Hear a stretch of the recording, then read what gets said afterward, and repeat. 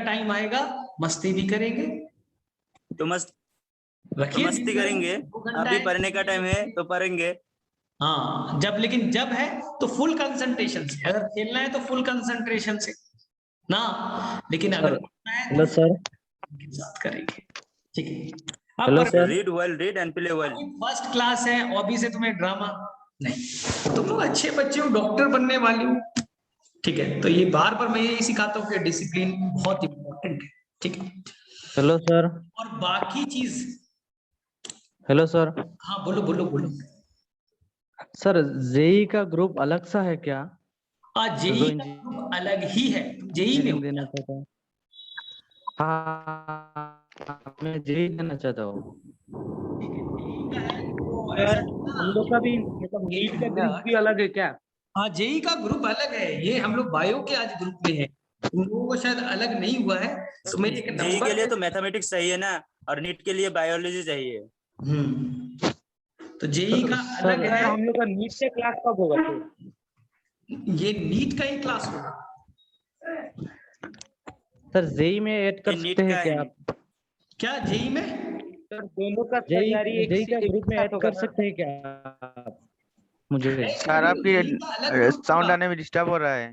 JEE का अलग group होगा, नीट का अलग ग्रुप होगा, तो वहां पर से एक रकीबुल सर होंगे। अगर तुम्हें कोई कंफ्यूजन है तो मैं दे देता हूं, आप वहां किसी बच्चे को सेक्शन वाइज या कोई इश्यू होगा तो मैं नंबर एक शेयर कर रहा हूं आपके साथ, वो तुम्हारा प्रॉब्लम सॉल्व। एक मिनट रुको, रकीबुल सर, उनका नंबर आप सभी लोग रख लीजिए। किसी को सेक्शन ए में प्रॉब्लम है, बी में प्रॉब्लम है, सी में प्रॉब्लम है, सर मेरा क्लास छूट गया, सर मुझे उस ग्रुप में रखा गया है ना, तो सारा प्रॉब्लम एक ही देंगे और कोई रिस्पॉन्स नहीं करेगा। नंबर नोट कर लीजिए, 600 600 600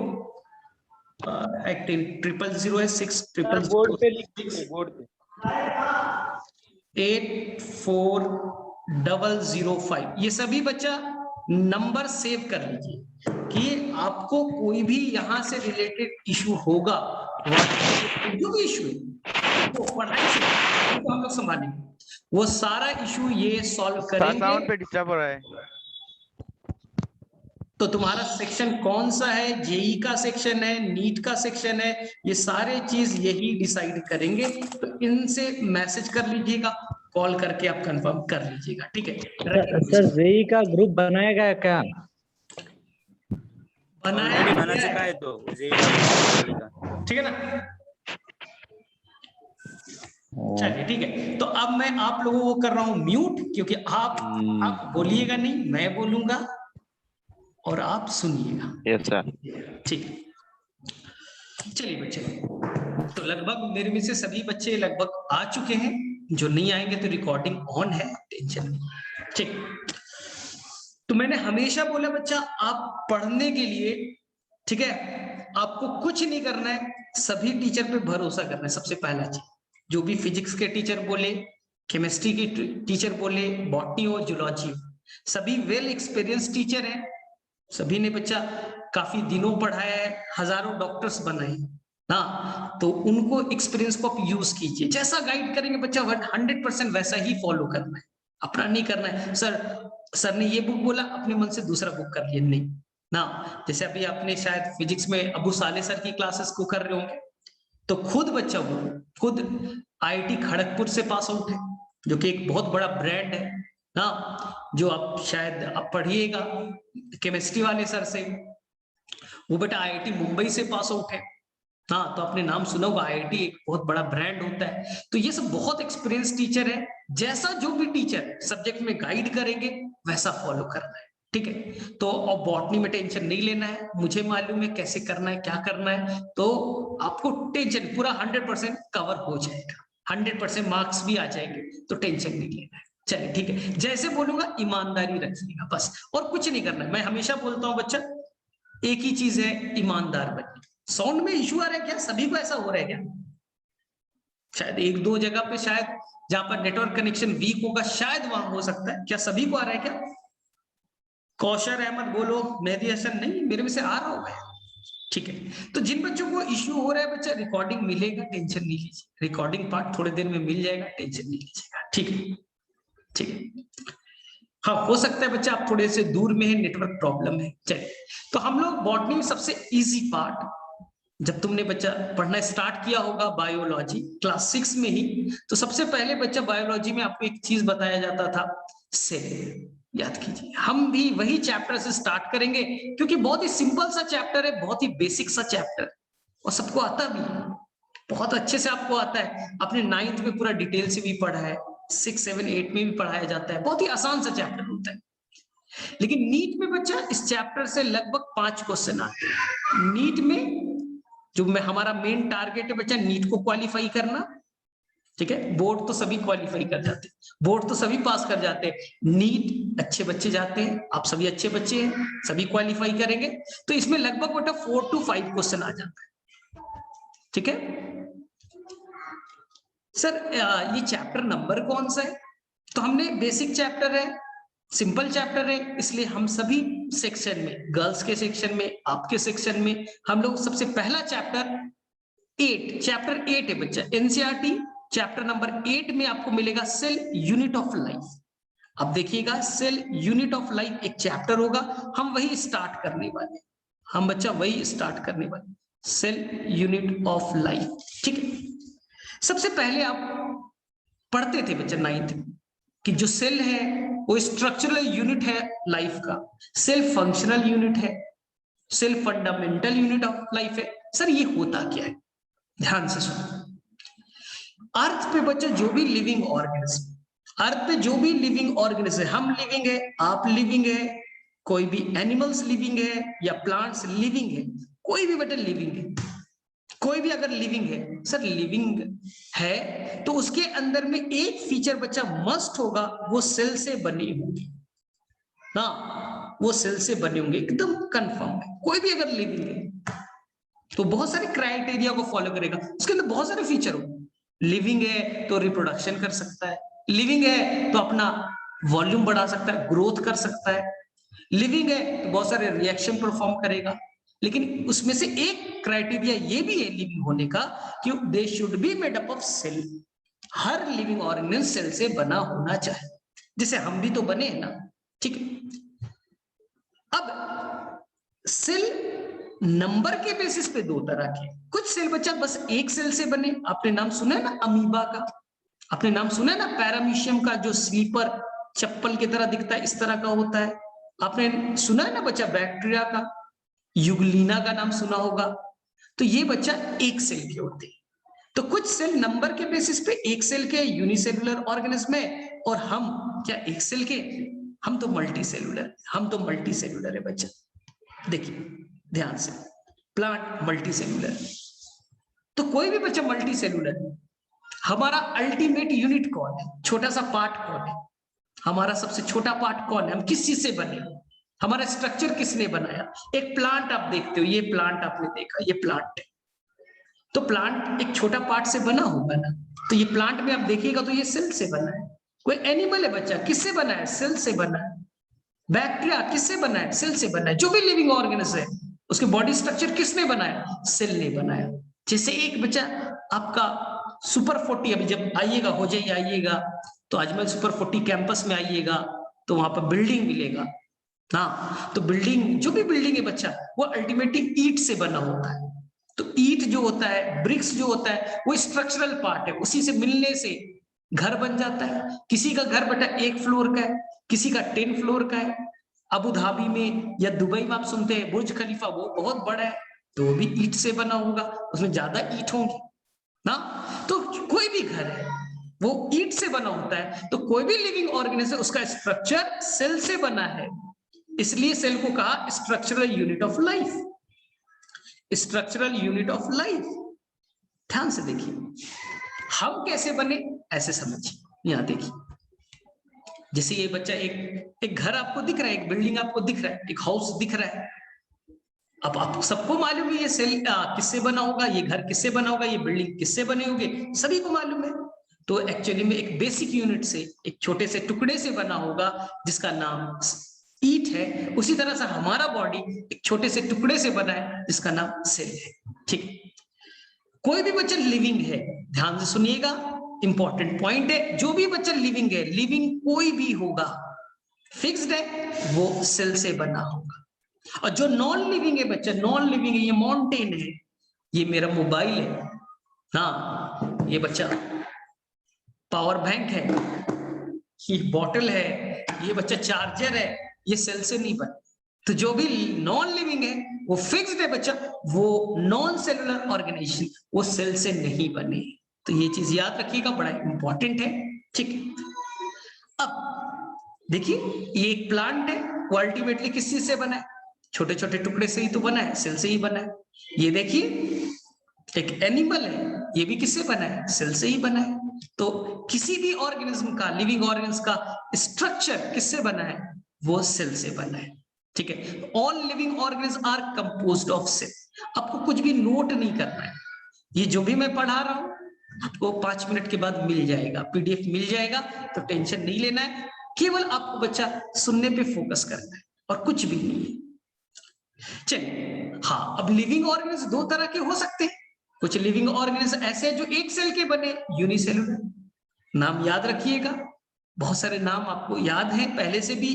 बैक्टीरिया भी होगा बच्चा, बैक्टीरिया भी होगा, पैरामीशियम भी होगा, यूग्लिना भी होगा, अमीबा भी है। इसके अलावा आपने बच्चा पढ़ा होगा 10th क्लास में फर्मेंटेशन, अल्कोहल बनाने वाला एक फंगस है, ईस्ट, हाँ YEAST, ईस्ट, तो वो भी तो एक ही सेल का था। तो आपको तो बहुत सारे पहले से एग्जांपल याद है। हम तो मल्टी सेलुलर है। तो सर हमारा फॉर्मेशन कैसे हुआ ह्यूमन बीइंग का, हम लाखों करोड़ों सेल है, तो हमारा फॉर्मेशन कैसे हुआ सर? देखिए अब सबको अच्छे से आता है, अब बच्चे सबको अच्छे से आता है, अभी सवाल नहीं दीपक, अभी हम अभी स्लो चलेंगे, क्वेश्चन सेक्शन करेंगे, मैं ही पूछूंगा फिर आपका डाउट लूंगा। अभी चलिए सर हमारा फॉर्मेशन कैसे, सभी को अच्छे से आता है बच्चा, हाँ अपना अपना कहानी, हमेशा एग्जांपल अपना मानो तो चीजें समझ में आएगी। सर कैसे?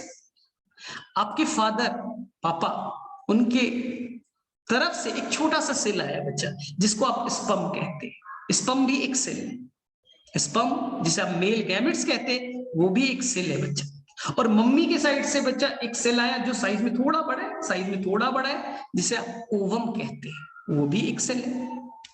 फादर के साइड से स्पर्म, माँ के साइड से ओवम, दोनों का फर्टिलाइजेशन हुआ। फर्टिलाइजेशन से क्या बनता है बच्चा? जाइगोट। जाइगोट देखिए ना, एक ही सेल है ना, बस एक सेल है, जाइगोट एक सेल है, दो सेल का फ्यूजन हुआ, दो गैमेट्स का फ्यूजन हुआ, एक सेल बन गए, नाम है जाइगोट। इसी जाइगोट के अंदर डिवीजन होगा, वो डिवाइड करेगा, 1 से 2 बनेंगे, 2 से 4 बनेंगे ना। अब ये 4 सेल के होंगे, अब ये और डिवीजन होगा और मल्टीपल सेल बन जाएंगे, 4 से 8 बन जाएंगे, ऐसे बढ़ते चले जाएंगे, और ये बच्चा बन जाएगा क्या? इम्ब्रियो। मास ऑफ सेल, लाखों करोड़ों सेल बन गए, इम्ब्रियो।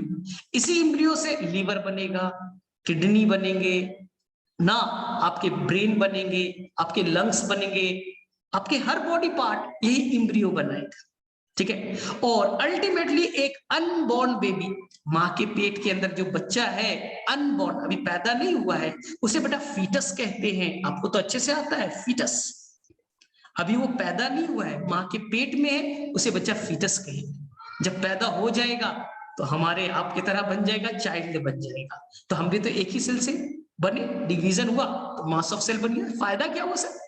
काम का बंटवारा। अगर एक ही घर रहता, अगर बच्चा एक ही घर है, सुनिए ना, एक छोटा सा घर है, एक ही रूम का है, तो वही किचन है, वही बाथरूम है, वही आपका रहने का रूम है, सब कुछ एक ही जगह, स्टडी रूम भी वही है, तो दिक्कत हो जाती है। लेकिन कोई बड़ा घर है तो वहां पर बहुत सारे कमरे होते, बहुत सारे कमरे होंगे, तो एक कमरा आपके लिए बना दिया किचन के लिए, एक बाथरूम के लिए बना दिया गया, एक स्टडी रूम बना दिया गया, एक सोने के लिए रूम बना दिया गया, एक गार्डन वार्डन के लिए कर दिया गया। तो देखिए ना, अगर ज्यादा नंबर होता है तो अच्छा चीज है, काम का बंटवारा कर दिया गया।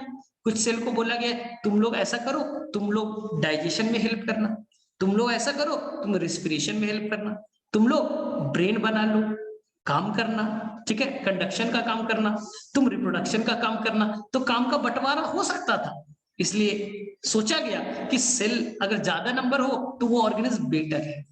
एक सेल वाले को तो अकेले सारा काम करना पड़ेगा, अमीबा है तो इसी बेचारे को रेस्पिरेशन भी करना पड़ेगा अकेले, इसी को एक्सक्रीशन भी करना पड़ेगा, इसी को डाइजेशन भी करना पड़ेगा, डिफेंस भी करना पड़ेगा। तो अकेला बेचारा, ठीक है, सारा काम करेगा, थोड़ा डिफिकल्ट है।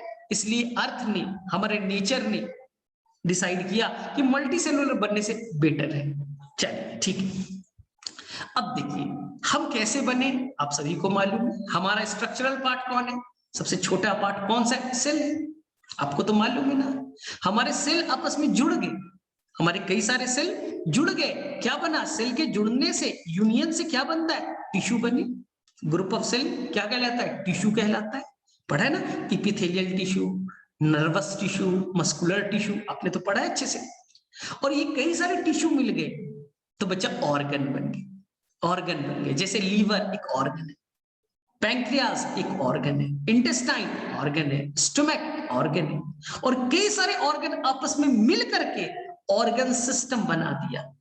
जैसे पैंक्रियास, लीवर, स्टमक, इसोफेगस और इंटेस्टाइन ने मिलकर के बेटा डाइजेस्टिव सिस्टम बना दिया।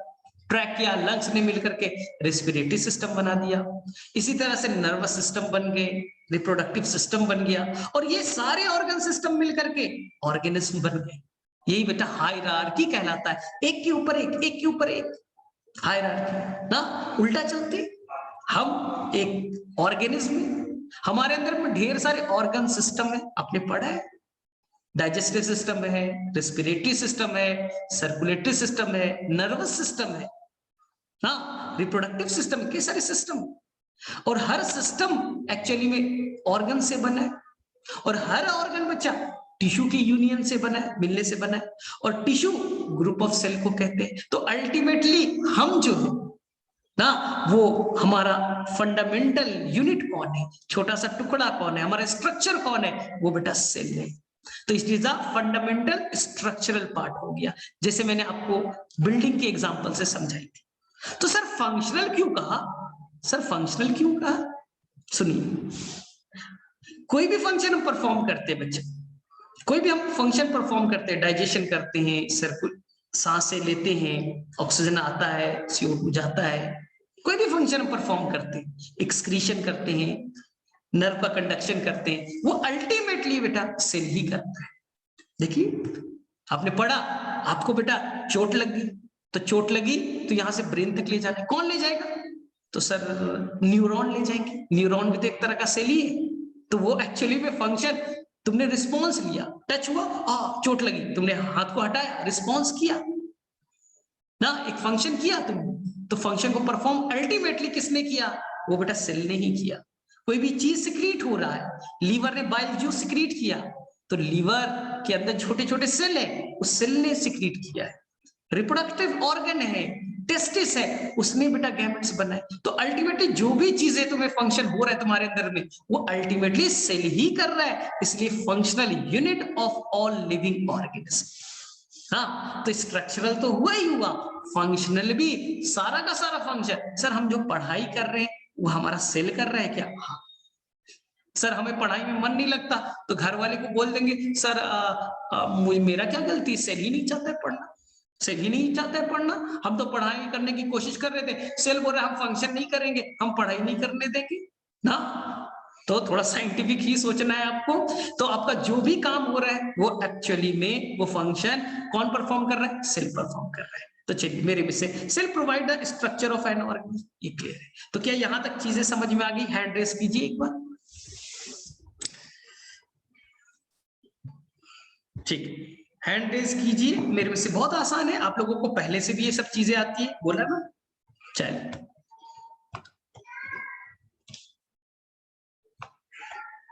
चलिए ठीक है, ठीक है, देख लीजिए यहाँ फंक्शन को बच्चा मैंने पहले समझा भी दिया था, यहाँ आपको मिल भी जाएगा। ठीक है, देखिए आपके अंदर जो भी फंक्शन है, आपको कुछ भी नोट नहीं करना है, पहले ही बोला, ये PDF मिल जाएगा। तो सेल जो भी डिफरेंट फंक्शन इन ऑर्गेनिज्म, तो ऑर्गेनिज्म के अंदर जो भी फंक्शन होता है, रेस्पिरेशन हो, डाइजेशन हो, सर्कुलेशन हो, रिप्रोडक्शन हो, ये सारे के सारे जो फंक्शन है वो एक्चुअली में सेल ही परफॉर्म करता है। सेल ही जैसा चाहेगा वैसा फंक्शन परफॉर्म कीजिएगा। तो मैंने कोई थप्पड़ दे दिया आपको तो मैं बोलूंगा मैंने नहीं कुछ किया है, ये सेल ने किया है। ठीक है, तो आपस में लड़ाई आप करोगे तो बोले मैं थोड़ी ना लड़ रहा था सर, मेरा सेल बोल रहा था। अरे तो सेल को कंट्रोल करने के लिए ब्रेन भी तो है। ठीक है, चलिए अब देखिए एक बहुत अच्छा सा एनसीईआरटी में आपको मिलेगा बच्चा। आपको आज करना क्या है, आपको NCERT chapter number 8 cell unit of life को आज बच्चा 2 पेज पढ़ना है, बस ये होमवर्क है। आज आपका होमवर्क क्या रहेगा, बस आज आपको सेल यूनिट ऑफ लाइफ जो चैप्टर है, जो एनसीईआरटी में चैप्टर नंबर 8 के नाम से जाना जाता है, उसके स्टार्टिंग के 2 पेज को पढ़ना है, बस खत्म ना। एक एक लाइन को समझना है। कैसे समझते हैं, देखिए एनसीईआरटी में एक वर्ड दिया है, anything less than a complete structure of a cell, यानी कि सेल से अगर कोई छोटा स्ट्रक्चर हो ना, anything less than complete structure of cell, एक जो सेल एक कंप्लीट स्ट्रक्चर है उससे अगर कोई छोटा चीज है तो वो इंडिपेंडेंट एग्जिस्टेंस, इंडिपेंडेंट नहीं रह सकता। ये एनसीईआरटी का लाइन है, आप पढ़िएगा लेकिन आपको समझ में नहीं आएगा सर इसका मीनिंग क्या हुआ, तो कुछ समझ में नहीं आया। देखिए ध्यान से, अब ऐसे समझिए, एक पैरामीशियम है, ये एक सेल है, ये पैरामीशियम है, अमीबा है, एक सेल है ना। अगर एक सिंगल सेल है बच्चे, एक सिंगल सेल है, वो अकेले सारा काम कर सकता है, रेस्पिरेशन कर लेगा, सर्कुलेशन कर लेगा, सारा रिएक्शन कर लेगा, सब कुछ कर लेगा अकेले, रिप्रोडक्शन भी कर लेगा, ग्रोथ भी कर लेगा। तो अगर कोई एक सिंगल सेल से बना है, वो पूरा लाइफ में जो भी चीज होता है, लाइफ किसे कहते हैं सर, जो रिप्रोडक्शन करेगा, ग्रोथ करेगा, जो रिएक्शन परफॉर्म करेगा, रेस्पिरेशन करेगा, तो अकेले एक सेल सारा लाइफ का परफॉर्म कर सकता है। इसलिए कहते हैं cell is the fundamental unit of life. जो लाइफ होने के जो भी क्राइटेरिया है, जो भी फीचर्स है, वो एक सेल कर लेता है, एक अकेला सेल कर लेता है। देख लीजिए ये पैरामीशियम है, क्या ये डिवीजन नहीं करता, क्या ये अपना रिप्रोडक्शन नहीं करता, लाइफ होने के लिए रिप्रोडक्शन जरूरी है, क्या इसका साइज नहीं बढ़ता, हाँ ग्रोथ हो रहा है, लाइफ के लिए ग्रोथ जरूरी है, हाँ तो लाइफ होने के लिए जो भी चीजें जरूरी है वो अकेला एक सिंगल सेल परफॉर्म कर सकता है। तो ये इसलिए हम लोग कहते हैं cell is the fundamental unit of life. Life को चलाने के लिए सेल जरूरी है, एक सेल सिंगल सेल सिखा देता है आपको। लेकिन अगर सेल से अगर कोई छोटा पार्ट है तो वो इंडिपेंडेंट लाइफ को एग्जिस्ट नहीं कर सकता। सर समझ में नहीं आया, एनसीईआरटी का लाइन है, बहुत डिफिकल्ट है, बहुत टाइम लगेगा इसे समझाने में। हम समझने की कोशिश करते हैं क्योंकि हम साइंस पढ़ रहे हैं और साइंस में बच्चा केवल कॉन्सेप्ट आना चाहिए।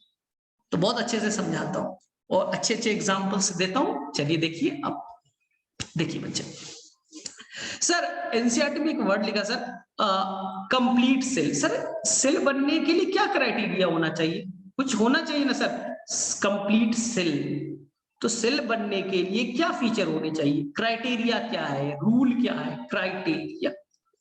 ध्यान से सुनिएगा, बाद में मैं क्वेश्चन पूछूंगा, गड़बड़ नहीं करना है। सेल बनने के 4 क्राइटेरिया, अगर ये 4 चीजें होंगी तभी मैं उसे सेल मानूंगा। सर क्या 4 चीजें, क्या? सबसे पहले बाहर का एक डिफाइंड बाउंड्री होना चाहिए जिसे हम लोग प्लाज्मा मेम्ब्रेन, शॉर्ट फॉर्म में पीएम कहेंगे या सीएफ सेल मेम्ब्रेन कहेंगे। पहला चीज क्लियर हुआ क्या? सेल बनने के 4 क्राइटेरिया होने चाहिए। पहला बाहर की बाउंड्री होनी चाहिए जिसे हम प्लाज्मा मेम्ब्रेन या सेल मेम्ब्रेन के नाम से जानेंगे, बाहर का कवरिंग होना चाहिए। दूसरा, अंदर में फ्लूइड पार्ट होने चाहिए, फ्लूइड पार्ट होने चाहिए, सेल में कुछ फ्लूइड पार्ट होने चाहिए जिसका नाम होगा साइटोप्लाज्म। साइटो का मतलब सेल, प्लाज्म का मतलब फ्लूइड, सेल के अंदर जो फ्लूइड पार्ट होगा साइटोप्लाज्म, साइटोप्लाज्म। हाँ, इसी के अंदर सारे रिएक्शन होंगे, बहुत सारे रिएक्शन होते हैं ना, प्रोटीन बनता है, टूटता है, रेस्पिरेशन होते हैं, बहुत सारी चीजें होती है, बहुत सारे रिएक्शन होता है। तो रिएक्शन के लिए जगह होना चाहिए, ये जगह का नाम साइटोप्लाज्म। 2 चीज। तीसरा यहाँ प्रोटीन बनाने वाला फैक्ट्री होना चाहिए जिसे आप बच्चा राइबोसोम कहते हैं। अगर सेल में राइबोसोम नहीं है, प्रोटीन नहीं बनेगा, सेल कुछ नहीं है बेटा, सेल लड्डू हो जाएगा, जीरो हो जाएगा, कोई फायदा नहीं। तो सेल तभी कंप्लीट मानेंगे जब उसमें अपना राइबोसोम होगा। राइबोसोम होगा, क्योंकि कोई भी लाइफ चलाने के लिए प्रोटीन बड़ा जरूरी है। बॉडी में देखिए ना, ऊपर में ये केराटिन प्रोटीन है, अंदर में हीमोग्लोबिन प्रोटीन है ना, बॉडी के हड्डियां जो बनी है बच्चा, या कार्टिलेज जो बने, सब में प्रोटीन ही तो है, हर जगह प्रोटीन ही से बना हुआ है। ये चलिए स्ट्रक्चर देखिए, बॉडी का पूरा ढांचा आपको प्रोटीन से ही बना हुआ दिखेगा, ठीक है। और प्रोटीन फैक्ट्री आपको तो मालूम है, राइबोसोम, ठीक है। फोर्थ बड़ा इंपॉर्टेंट, इस पूरे सेल को बच्चा कंट्रोल करना है, इस पूरे सेल को अपने पकड़ में रखना है, इस चीज को रेगुलेट करना है, जैसे प्राइम मिनिस्टर होते हैं, हर फंक्शन को रेगुलेट करना है, इसलिए छोटे छोटे मिनिस्ट्री बना दी गई है, और सबके मिनिस्ट्री के सुपर पावर कौन है, वो प्राइम मिनिस्टर होते हैं।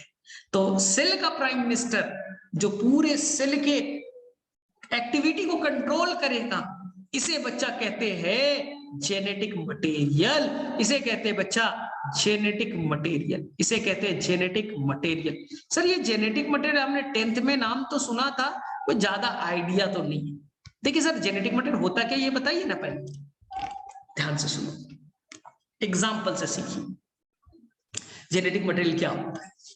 देखो बच्चा, आपके फादर से एक छोटा सा सेल आया बच्चा स्पर्म, मम्मी के साइड से एक सेल आया बच्चा ओवम, दोनों फ्यूज किए, दोनों बच्चा फ्यूज किए, और क्या बन गया बेटा, जाइगोट। कितने सेल का, एक सेल का। इस एक सेल को कैसे मालूम है बच्चा कि तुम्हारा बेटा हाइट कितना बड़ा बनेगा, इस सेल को कैसे मालूम है कि लीवर कितना बड़े बनेगा, इस सेल को कैसे मालूम है कि तुम्हारे बाल जो होंगे वो ब्लैक होंगे या व्हाइट होंगे, इस सेल को कैसे मालूम है आंख का कलर ब्लैक होगा या व्हाइट होगा। तुम्हारे अंदर में जो हजारों कैरेक्टर है बेटा, गुण है, हाँ जो भी फीचर्स है, हर फीचर को कैसे मालूम है इस जाइगोट को, इस जाइगोट को कैसे मालूम है कि तुम्हारा लंबाई कितना बड़ा बनेगा, आंख का कलर कैसा बनेगा, स्किन का कलर कैसा बनेगा, हर चीज कैसे मालूम है इसे। यानी इसके अंदर में, इस जाइगोट के अंदर में कुछ कोडवर्ड छुपे पड़े हैं, इस जाइगोट के अंदर कुछ कोडवर्ड्स हैं, इसी कोडवर्ड के अकॉर्डिंग आपका हाइट बन रहा है, कोडवर्ड है, इसी कोडवर्ड को मैं कहता हूं बेटा जेनेटिक मटेरियल, इसी कोडवर्ड को मैं कहता हूं जेनेटिक मटेरियल।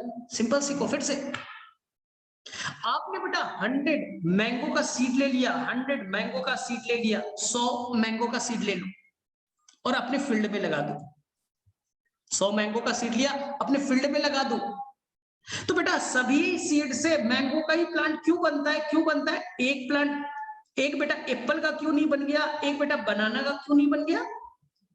अगर तुमने 100 सीड लिए और तुमने अपने फील्ड में खेत में लगा दिए, तो सर सीड के अंदर में कैसे मालूम है कि उसे प्लांट मैंगो का ही बनना है, उसी की तरह लीफ बनना है, उसी तरह का स्ट्रक्चर बनना है, उसी तरह का फंक्शन करना है, इस सीड को कैसे मालूम है सर। वो इमली का पेड़ क्यों नहीं बन गया, एप्पल का क्यों नहीं बन गया, यानी इस सीड के अंदर में भी कुछ कोडवर्ड छुपे पड़े, कोडवर्ड छुपे पड़े, तभी तो उसे मालूम है कैसा कलर बनना है, कैसा साइज बनना है, कैसा फ्लावर बनना है ना, हर चीज मालूम है। ऐसा कौन सा, कुछ ना कुछ तो कोडवर्ड होगा। फिर से सीखो बेटा, अंग्रेज है व्हाइट है, दोनों हस्बैंड वाइफ, ठीक है, वाइफ भी वाइट है, अंग्रेज है, दोनों ने शादी की, स्पर्म ओवम आया, जाइगोट बने। उस जाइगोट को कैसे मालूम है कि जो बच्चा बनेगा व्हाइट कलर का ही बनेगा, उस बच्चे का हाइट कैसा होगा, उस बच्चे का नोज कैसा होगा, उस बच्चे का फीचर्स कैसे होंगे, बाल कलर का होगा, कर्ली होगा, स्ट्रेट होगा, कैसे मालूम, ब्लैक क्यों नहीं बन गया, शॉर्ट हाइट क्यों नहीं बन गया, ऐसा क्यों है जाइगोट के अंदर, ऐसा क्यों। इसी तरह से दो अफ्रीकन ने शादी की, दो ब्लैक पीपल ने अपने शादी की, तो जो जाइगोट बना वो बेटा व्हाइट कलर का क्यों नहीं बना देता बच्चा, क्यों नहीं ऐसा बन गया, उसके फीचर्स अलग क्यों नहीं हो गए, वो अंग्रेज की तरह क्यों नहीं दिखने लगा। एक आध तो हो सकता था ना, दो ब्लैक पीपल ने अफ्रीकन ने शादी की तो बच्चा तो अंग्रेजों की तरह दिखने वाला होना चाहिए था, क्यों नहीं हुआ सर। दो अंग्रेज ने शादी की, एक बच्चा अफ्रीकन क्यों नहीं दिखने लगा सर। यानी कि जाइगोट के अंदर कुछ कोडवर्ड है। सर ये कोडवर्ड आखिर बना किससे है, ये बेटा वर्ल्ड का बहुत बड़ा मिस्ट्री था, 100 सालों तक इस मिस्ट्री को किसी ने सॉल्व ही नहीं किया। साइंटिस्ट लोग अपना रिसर्च, अपना दिमाग लगाते रहे कि सर जेनेटिक मटेरियल बना किस चीज से जो हमारे अंदर के सारे गुण को कंट्रोल करता है। हाँ, तुम कितने लंबे हो, तुम्हारा स्किन कैसा है, हाँ, फिंगर्स कितने होंगे और कैसे होंगे डिजाइन के, हर चीज डिसाइड करने के लिए कुछ कोडवर्ड है। इस कोडवर्ड को साइंटिस्ट ने नाम दे दिया जेनेटिक मटेरियल। साइंटिस्ट को पता ही नहीं चल रहा है, कुछ साइंटिस्ट ने बोला वो प्रोटीन का बना होगा, किसी ने बोला कार्बोहाइड्रेट का बना होगा, किसी ने बोला लिपिड का बना होगा, तुक्का मार रहे हैं। आखिर रहस्य है ना, कुछ हमारे अंदर रहस्य छुपा पड़ा है।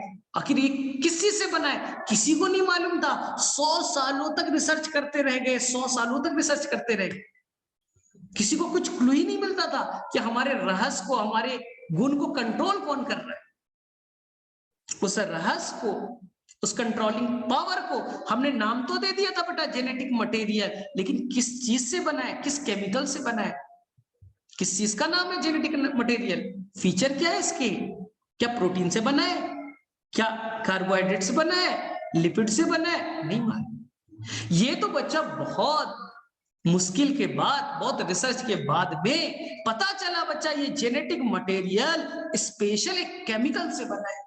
ये कोई प्रोटीन नहीं है, कोई कार्बोहाइड्रेट नहीं है, लिपिड नहीं है, ये अपने आप में एक स्पेशल सब्सटेंस है ना, जो हमारे सारे गुण को, कैरेक्टर को कंट्रोल करके रखे हुए ना। जायगोट के अंदर बैठा हुआ है, उसे मालूम है लीवर कैसा बनेगा, किडनी कैसे बनेंगे, ब्रेन कैसा बनेगा। कैसे मालूम है एक चिन्नी सा सेल को कि बच्चा कैसा बनेगा ना। साइंटिस्ट लोग पागल हो रहे, भैया कैसे पता चले कि कौन है कोडवर्ड।